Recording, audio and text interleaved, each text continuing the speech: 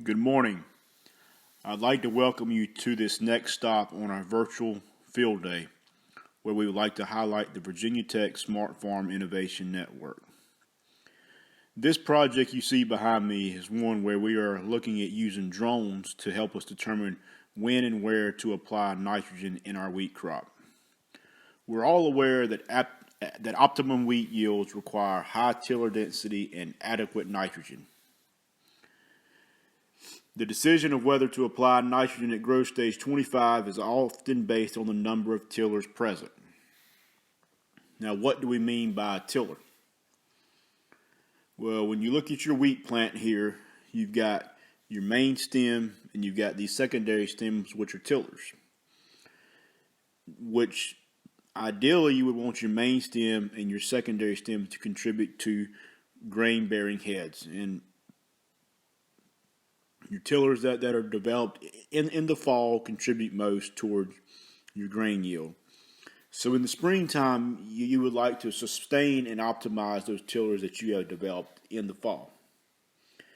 So like I said, a common practice at growth stage 25 is to go out and count the number of tillers present.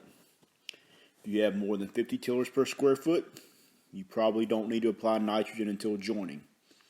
If you have less than 50 tillers per square foot, you probably need to go and apply some nitrogen to sustain you until you get to growth stage 30.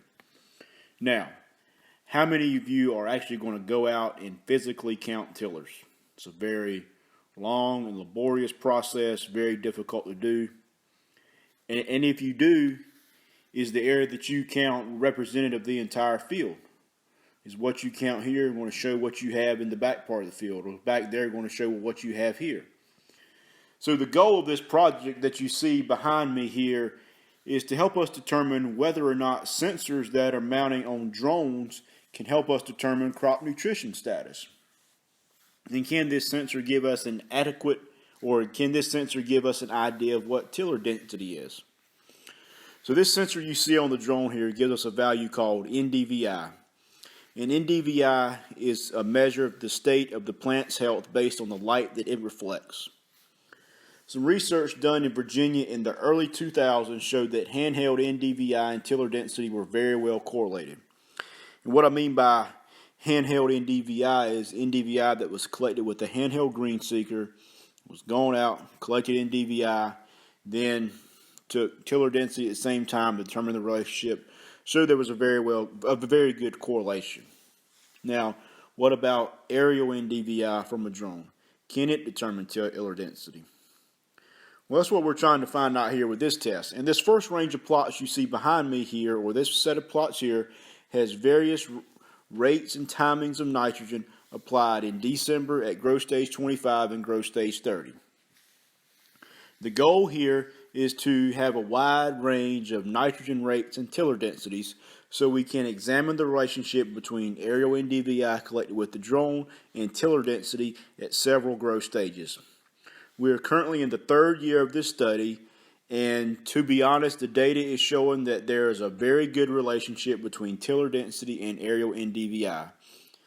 Often it is consistent or even better than the research done in the early 2000s that for ground NDVI. So this tells us that the NDVI values from the drone can give us an adequate representation of tiller density. Now, so we've successfully determined that aerial NDVI is correlated well, or can give us a good idea of what tiller density is.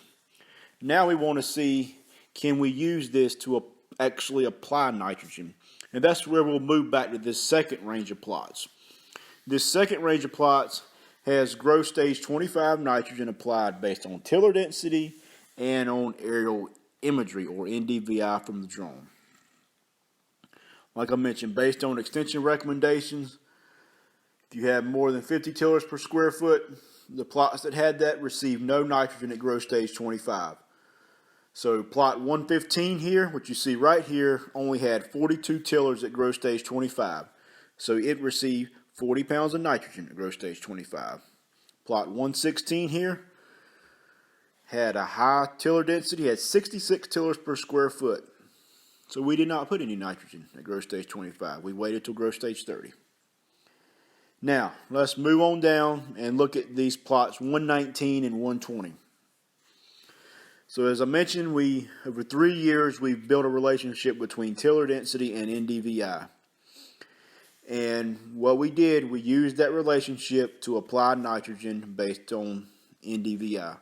So plots that had an NDVI value of 0.6 or higher, that corresponded to 50 tillers. 0.6 corresponded to 50 tillers, so they received no nitrogen at growth stage 25. Plots that had an NDVI range from 0.49 to 0.6, that corresponded to needing to receive 40 pounds of nitrogen.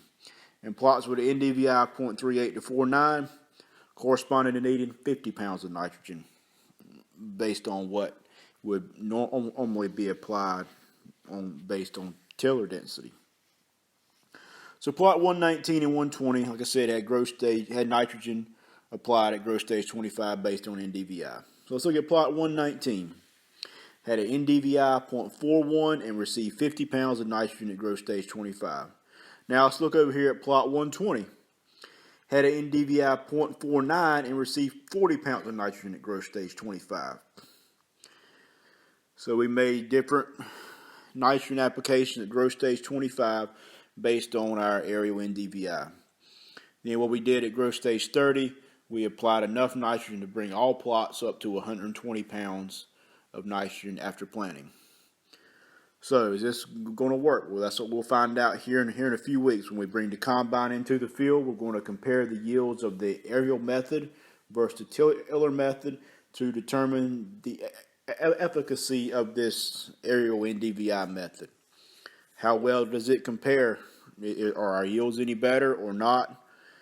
Do we have adequate tiller numbers to sustain our yields? We'll find out very, very, very soon. And once we do harvest, we'll put out another video here to let you know what kind of results results we saw from harvest based on these methods. So with that, I'd like to thank the Virginia Grain Producers Association who funded the purchase of our red edge sensor that's mounted to the drone. I'd also like to thank the Delmarva Seed Grant Program who funded this research for the past 2 years. And at the end of our program today, I'll be happy to take any questions that you might have. Thank you, and I wish you the best of luck this growing season.